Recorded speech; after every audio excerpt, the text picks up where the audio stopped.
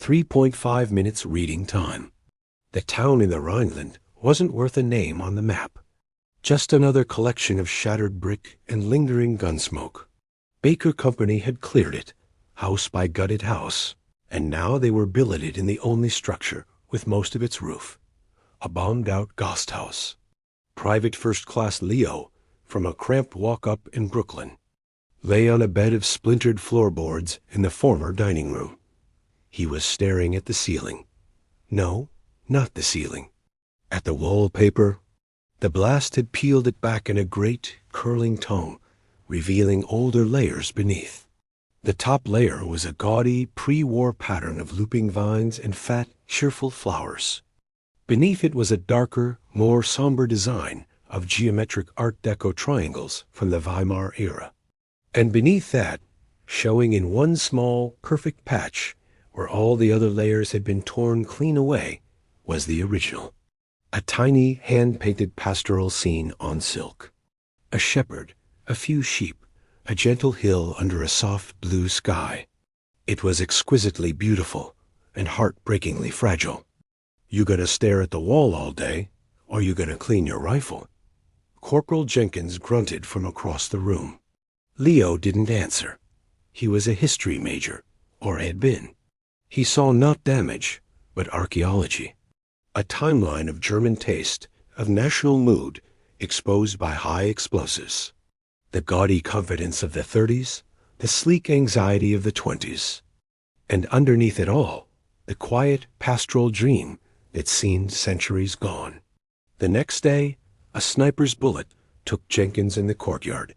He wasn't the first. He wouldn't be the last. The war was a machine that turned boys into names on telegrams, and Leo felt its gears grinding all around him. That evening, alone in the dining room, he stood before the wall. He had a morbid urge to peel it all back, to expose more of that serene shepherd, to destroy the loud, ugly layers to get to the quiet one beneath. But his fingers, dirty and cracked, didn't grab and tear. They traced. He found a chunk of charcoal from the ruined fireplace, and on the blank plaster, next to the layered wallpaper, he began to draw. He didn't draw a tank, or a plane, or a map. He drew the shepherd from the wallpaper. He tried to copy the gentle slope of the hill, the fluffy shape of the sheep. His drawing was crude, childish, but it was there. The next guy to bunk in the room, a lanky farm kid from Ohio named Pete, saw it. "What's that?" "Something that was here before," Leo said. Pete studied it. He didn't laugh. He nodded, a slow, thoughtful motion. Later, Leo saw him add something. With a stub of blue crayon, he colored in the sky. It became a thing. Not ordered, not discussed. A ritual. Every man who rotated through that battered room left a mark on that wall, but not about the war. They restored the lost wallpaper scene. One man, who'd been a sign painter, carefully outlined the shepherd's crook. Another, who missed his dog, drew a surprisingly good sheepdog beside the flock.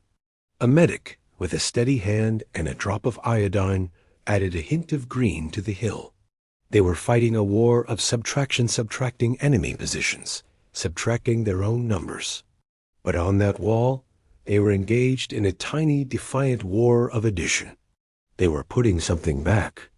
Not the ugly, propagandistic top layers, but the original, fragile dream they found buried underneath. The company moved out a week later, advancing east. Leo took one last look at the wall. The pastoral scene was complete now. A communal, clumsy, beautiful fresco, drawn over the scars of the blast. It was surrounded by the names, initials, and hometowns of the men who'd slept beneath it. Pete Chillicothe, O. Doc Ryan, Boston. Leo, Brooklyn. They hadn't won a strategic objective in that town. They hadn't even secured a useful crossroads. But in a bombed-out Gasthaus, they had won a different kind of victory. They had looked at a timeline of violence and chosen, with charcoal and crayon and iodine, to add a chapter not of destruction, but of quiet, collaborative repair. The war would tear more walls down. But for a few days, in one ruined room, a handful of tired soldiers had proven that men could pick up tools other than rifles. They could pick up a memory of peace and together make it visible again.